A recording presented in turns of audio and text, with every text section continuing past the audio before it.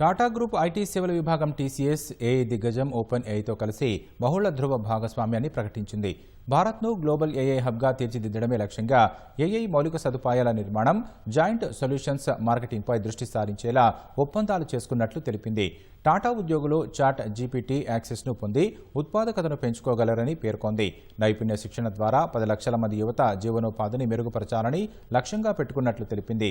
భారత్లో AI infra స్కిల్స్ను అభివృద్ధి చేస్తున్నట్లు open AI CEO Sam Altman తెలిపారు.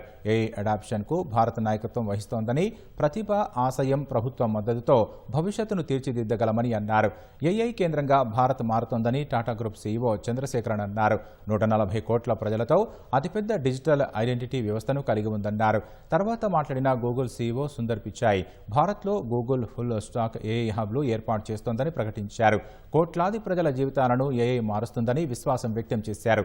కొత్త ఆవిష్కరణలు ఆర్థిక వ్యవస్థలను వృద్ధిలో నడిపిస్తాయని చెప్పారు. ఏఐ విప్లవం పారిశ్రామిక విప్లవం కన్నా 10 రెట్లు వేగంగా, 10 రెట్లు పెద్దదిగా ఉందని పిచాయ్ అన్నారు. భారత్, అమెరికా మధ్య ఏఐ కనెక్టివిటీని పెంచడానికి సబ్సీ కేబుల్ ఏర్పాటు చేయనున్నట్లు ప్రకటించారు.